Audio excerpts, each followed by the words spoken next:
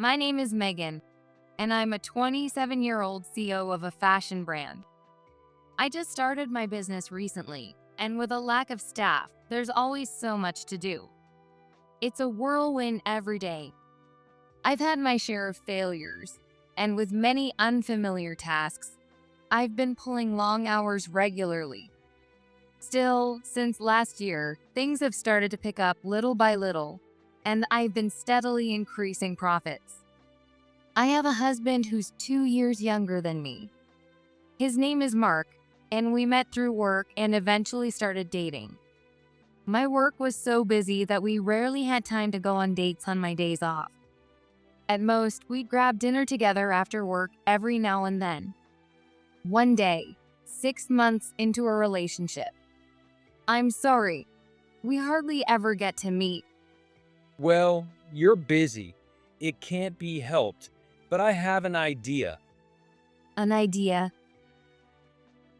If we get married, we don't have to make time to see each other. We can just be together every day. What does that mean? I want to support you forever, Megan. Will you marry me? Out of the blue, Mark proposed to me. It had only been 6 months, so I was shocked. But I was also incredibly happy to hear him say that. My friends, family, and even my parents said only 6 months was too soon to get married.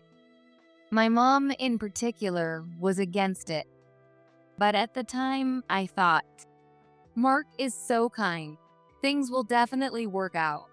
I'll balance work and family perfectly. Looking back now, I realize how naive I was. I never imagined it would end like that. When we first got married, Mark was incredibly kind. He was always concerned about me as I scrambled through my hectic days. When I was down because of mistakes or failures at work that made things not go as I hoped.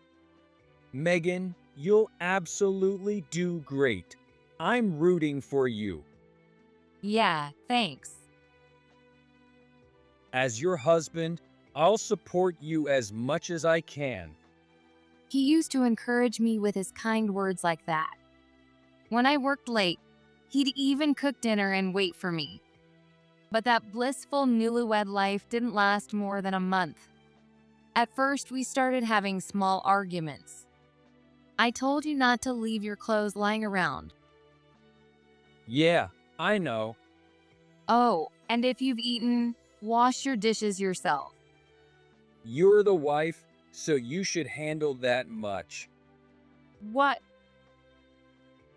I was a bit taken aback because he had never spoken to me so coldly before. But I come home late from work. It'd help if you could take care of that. Don't use work as an excuse. You're the wife, so it's your job to handle housework. I'm sorry. I realized I'd been relying too much on Mark and neglecting household responsibilities. Mark worked too, so of course he must have been exhausted. I figured he must have been bottling up a lot of frustration, and I felt sorry about it. From then on, I decided I'd try to share the chores more evenly and not lean on him so much. But over time, Mark started helping less and less around the houses. On top of that, he began complaining every day. Pasta again? It's quick and easy to make. The pasta's hard and it tastes awful. Can't you make something else? Sorry, I didn't have time. Your recipe repertoire is so small.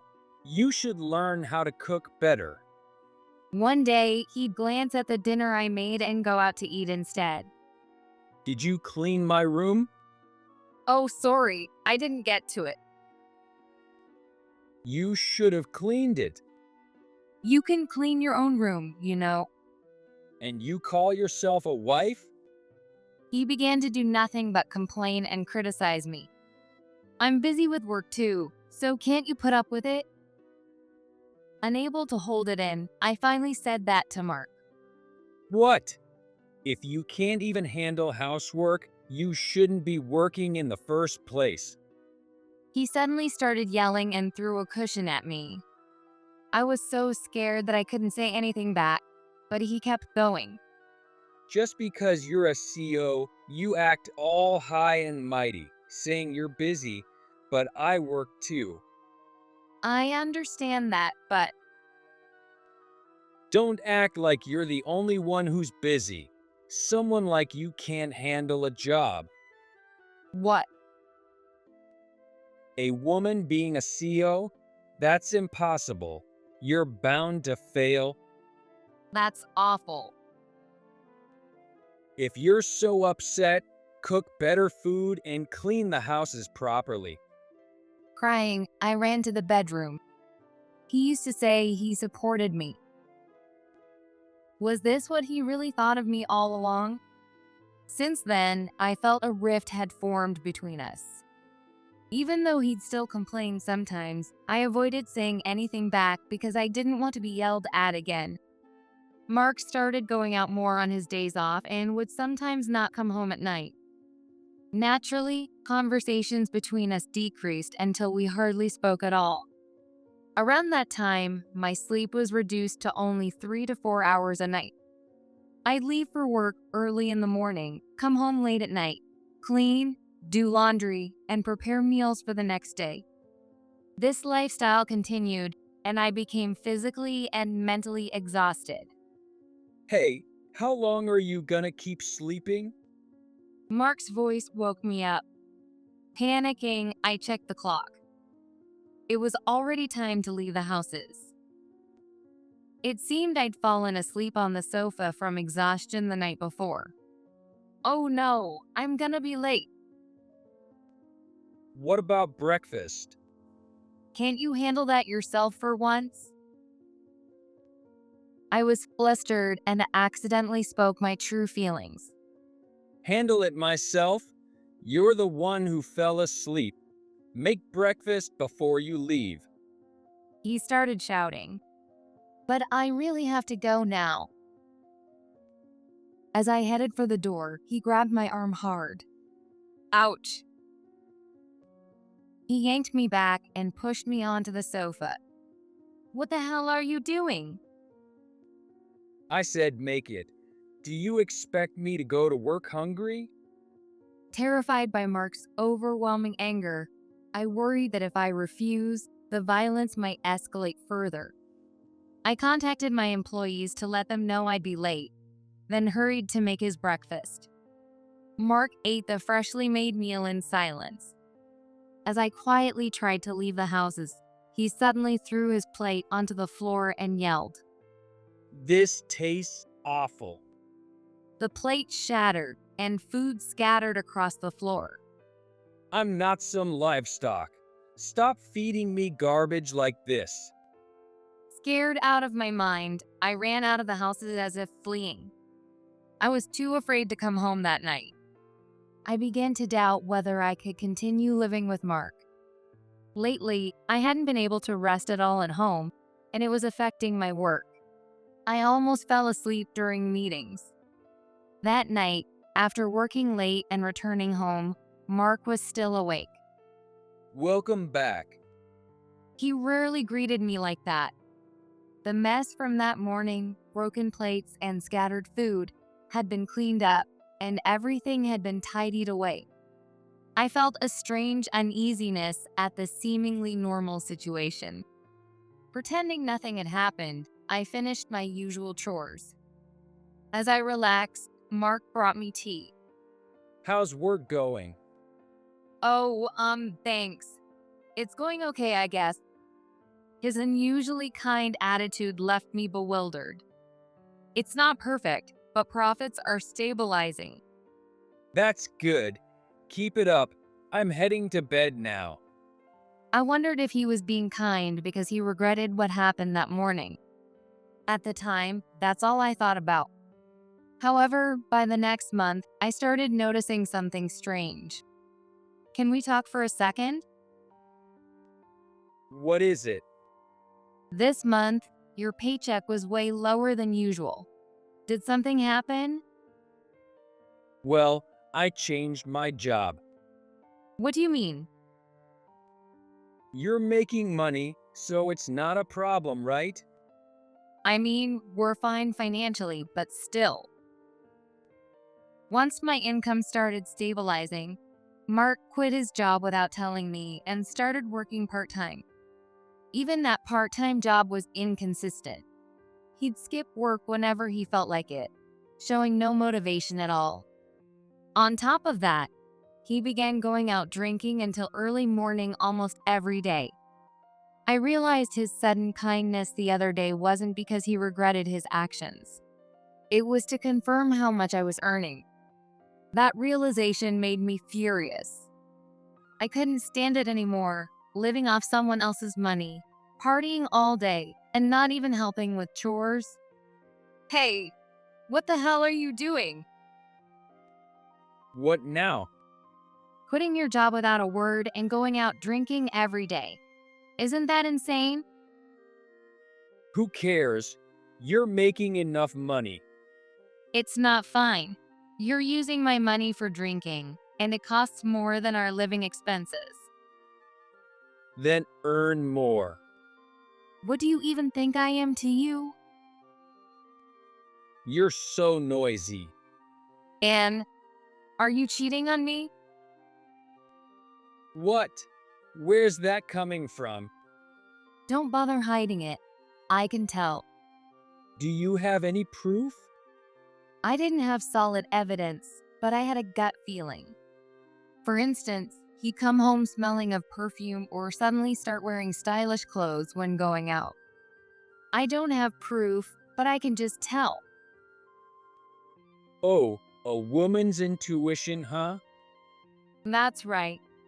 Stop cheating and get a real job. Shut the hell up. Then, Mark slapped my face as hard as he could. Ouch. I fell to the floor in shock, landing on my backside. The sting on my cheek burned, and tears started streaming down my face. Just shut up and keep working. Stop snooping around where you don't belong. The shock of him actually hitting me left me frozen on the spot. And he started yelling insults at me. If I'm cheating, it's because you lack any appeal as a woman. I couldn't believe Mark had become this kind of person. I didn't feel like I could talk to anyone about him. My parents had been against our marriage from the start, and since I went against their wishes, I couldn't admit they were right. I also had too much pride to show weakness to my employees as their CEO. A few days passed and I still hadn't talked to anyone. Then I had a work trip scheduled. I was set to visit a regional factory for a few days, meaning I'd be away from home. For the first time in a while, I felt a sense of relief. The trip gave me some space from Mark. After everything recently, I was completely drained. While on the trip, I didn't have much to do outside of inspections, so I could head back to the hotel early and rest. I even visited a nearby beach and enjoyed some delicious meals. Though it was only a few days, the trip allowed me to refresh and recharge. I decided that if Mark ever got violent with me again, I'd file for divorce. For now, I resolved to stay with him a little longer. When I returned from the trip and approached our apartment building, I noticed the trash area was overflowing. Wow, so much trash. Did someone move out? Looking closer, I realized everything looked familiar. What? This is all my stuff. To my shock, all the clothes and furniture piled up at the trash area were mine. Why? What's going on? I hurried into the apartment, and there were women's shoes. It was obvious he'd brought another woman home. So, you're back already, huh? Whose shoes are these? And did you throw out my stuff? I don't need you anymore. Get out. What? Mark laughed smugly, and I felt an anger I'd never experienced before. Guess what? I won the lottery. The lottery? Yeah, I only stayed with you because you had money, but now I don't need you anymore. It turned out Mark had married me purely for financial gain. With this money, I don't have to stay with someone like you. I can live it up. Realizing I'd been deceived all along filled me with rage. You can't cook, and you were a terrible wife. File the divorce papers, okay? I'll take the apartment as my compensation. He tossed the divorce papers at me. When I looked, I saw his name and signature were already on them. All I had to do was sign and file. That's when I decided I'd make him regret betraying me. I went to my room and opened the door, only to find a woman hiding there. My room had already been redecorated with new furniture, clearly intended for her. After confirming everything, I turned to Mark. "I'll see you in court." That was all I said before storming out. I immediately contacted both my parents and his. I told you it was too soon to get married. "I'm sorry." My mom said so in tears, and I wished I had listened to her more. Mark's parents, also in tears, apologized repeatedly. We're so sorry for what our foolish son has done. I plan to take legal action against him. That's completely understandable. Mark's parents were always kind and liked me, so it pained me to share this news with them. After updating our families, I reached out to a lawyer I knew through work to prepare for a lawsuit against Mark for domestic violence and infidelity. The lawyer was highly skilled and had plenty of experience with cases like this, making them incredibly reliable. It must have been tough. Leave the trial to me. Thank you. I'm counting on you. Let's make sure to claim the maximum compensation. Thanks to their expertise, I won the case and was awarded a significant amount in damages. While money couldn't fully heal the pain I'd endured, it brought me some closure. A few weeks later, Mark called, seemingly surprised by the bill he'd received. I answered, ready to gloat with a sarcastic, "Serves you right." But instead, he said, I got the bill. This is pocket change to me. It's not even a scratch. Better luck next time. I hung up without saying a word. Pocket change? How much had he won in the lottery? Knowing my revenge hadn't fazed him made me want to cry, but I decided it was over. From now on, I would focus on my work and move on, leaving Mark and all the pain he caused behind me. A month later, Mark called me again. I'm sorry for everything. I was wrong. He suddenly started apologizing, completely flipping his attitude. What? After all this time? Actually, I made a mistake about the lottery. I didn't win after all.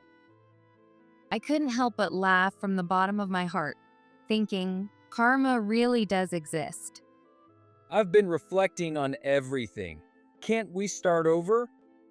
There's no way we're starting over. Good luck working hard to pay the alimony, okay? But how am I supposed to pay such a huge amount? Didn't you call it pocket change? I'm sorry, I was wrong. Could you withdraw the alimony claim? I really can't afford it. There's no way I'm withdrawing it. At least drop the domestic violence claim. I'm really struggling without any money. Absolutely not. You should have realized how much pain you caused me just by looking at the amount, right? Yeah, I get it now. But I really can't pay that kind of money. Then why not borrow it from your affair partner? She left me. As soon as she found out I didn't win the lottery, she took off. Wow, that's rough. Guess she was only in it for the money, huh? She was awful. Look who's talking. I've finally realized how amazing you are. Please, I'm begging you. Let's get back together. That's another lie, right? It's not a lie. I swear it's true. Please forgive me. There's no way I'm forgiving you. Make sure you pay up. Bye. Wait, hold on. After that, he kept calling persistently, so I blocked his number. Seeing all of Mark's actions come back to bite him was incredibly satisfying. Later, I heard Mark couldn't find a job and couldn't pay the alimony. His parents ended up covering the payment, but it caused such a rift that they kicked him out of their houses. He was disowned by his family and relatives as well. I have no idea where he is or what he's doing now, but it's no longer my concern. As for me, my life is thriving. My company has grown significantly, and I've been able to hire more staff.